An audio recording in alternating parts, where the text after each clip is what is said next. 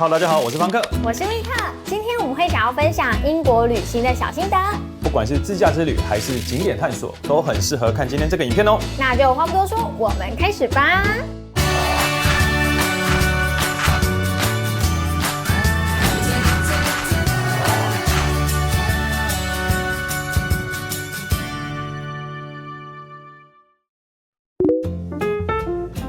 方克，你觉得英国是美食沙漠吗？我跟你讲，这个都是假的谣传。其实跟大家分享一下，英国常见的食物啊，像是有 fish and chips， pasty， 你最喜欢什么？我的菜 pasty 超好吃，超好吃的。大家可以看我们影片之前有分享，在巨石镇吃的我们第一个 pasty， 里面有洋葱，cheese， 马铃薯，对，然后组合出来一个很大的肉，把我们2个吃1个就饱了。对，而且它其实口味还蛮多种的。在英国啊，蛮容易吃到各国的料理的哦，像是马来菜，对，马来菜港式料理等等的。所以其实像我们东方人过去，其实也蛮习惯可以去吃到各式各样的一些料理。在英国，我觉得其实没有什么美食沙漠，可能他们的传统食物跟各国食物我们都非常的喜欢。讲到这个英式早餐，上面会有哪些东西？蘑菇、番茄、太阳蛋、培根跟肉肠、面包。少讲一个，我们2个都不吃的。鹰嘴豆，我会自动忽略这个东西。然后后来我们为什么那么喜欢英式早餐？就是说我们回台湾之后，我们会自己改编。那我们就把鹰嘴豆去掉，我们自己的台式早餐是什么？培根、可颂、炒蘑菇、太阳蛋，还去买了太阳蛋的模具。去10几天都吃英式早餐，英式早餐太喜欢了，好吃。好像没有每个人都喜欢，对不对？对，大家可以分享跟我们说，你喜不喜欢传统英式早餐？对，我蛮好奇的。出国最重要的是什么？每天都一定要喝到的咖啡。英国这一次我们有发现一个新的蓝色招牌。对，Nero 我觉得还蛮好喝的。好喝哈。然后之前我们去德国去喝一个 Costa， 红色招牌。对，原来 Costa 跟 Nero 都是英国的。好喝，我觉得2个都还不错，然后它们风味有一点点不太一样。以 Nero 来说好了，它的价格，它的拿铁大概是2.6英镑，中杯的差不多2.6英镑。如果是大杯的话，大概是2.9英镑。其实这样价格啊，像我们住在台湾，换算下来，其实中杯2.6英镑大约也才100几块，大杯大概110几嘛。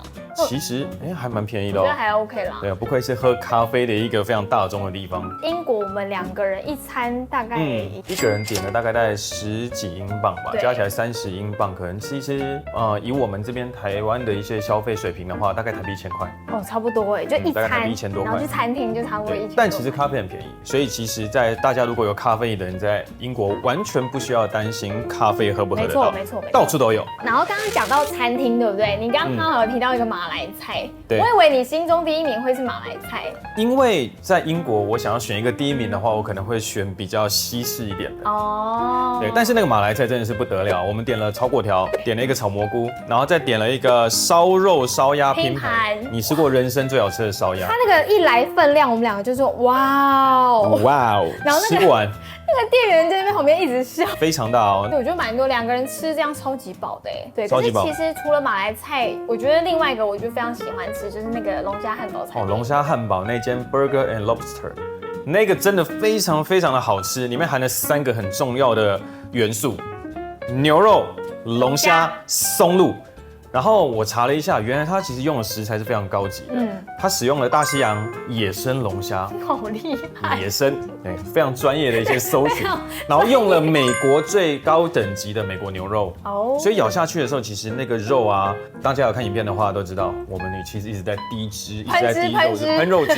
对，然后再结合它的酱，其实我真的觉得哇，非常强悍的一道，所以推荐大家一定要去吃。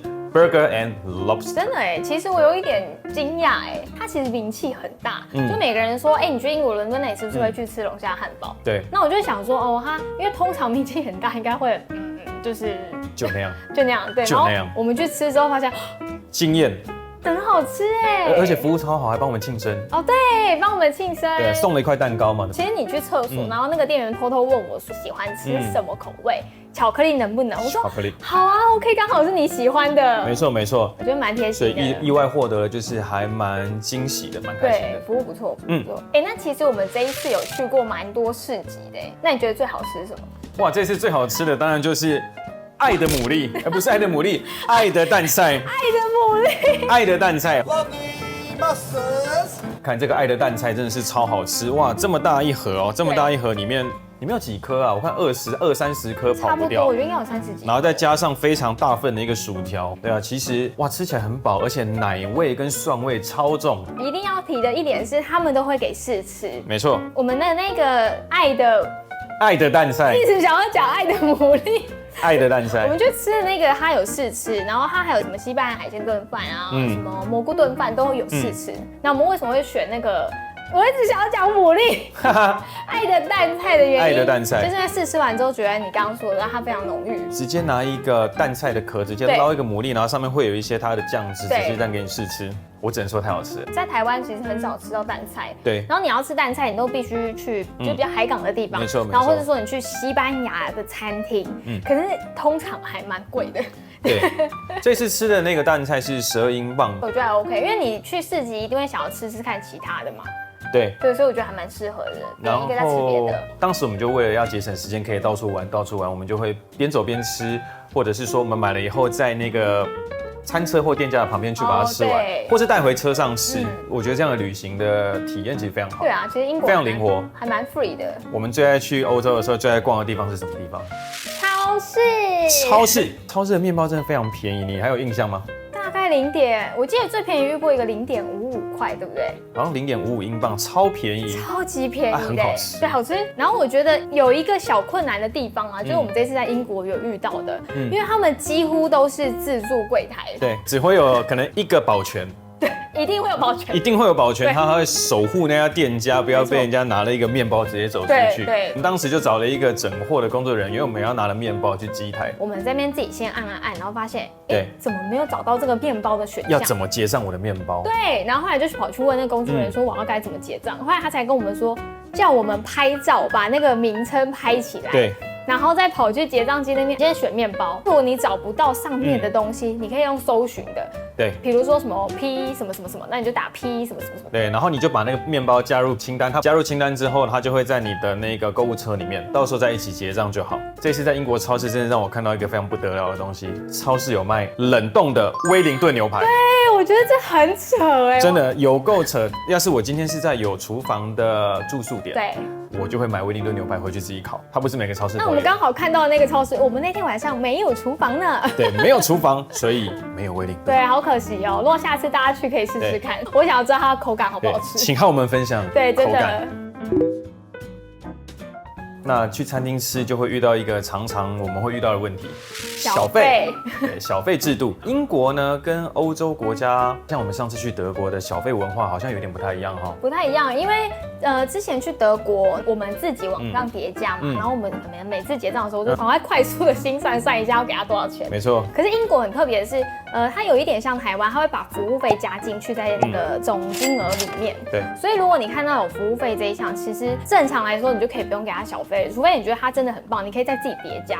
没错，一般来说有服务费就不用再给。但这次有一个我觉得很特别的，我们去了，因为英国非常多自助式的一些点餐跟结账，我们会扫描 QR code 进入到那点餐系统，然后它会有一些步骤，可能选我现在在哪一间分店，然后选我要点什么餐点，然后再要到结账页面的时候，它会有一个结账栏位，请你输入小费。那你也可以选择不要，它有选择 No Thank you， 大家可以自己决定你要给多少小费。对，我记得你刚刚说那个 QR code 它是什么5%、10%、15%，没错没错，你可以去自己选。像这位应该是依据帅度而决定要是5%、10%还是15%，对，依据美度，这样对吗？很愿意给，很愿意给。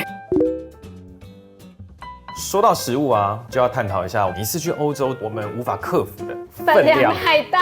大家可以去看我们影片啊，我们去吃马来菜的时候的那3道已经很大盘了，但是我们这次有去吃到一个更大的港式料理大碗面。你记不记得港式料理里面有一种炒面是那种硬炸过的面？你的爱，非常好吃，然后上面会淋上那种像是烩饭烩面的 sauce， 炸过的那个面呢，它至少是我们在台湾吃的港式料理的3倍大，所以来的时候我们傻眼。重点是我们点了2个主餐，对，所以2个主餐都这么多，我后来吃完整天都不会饿。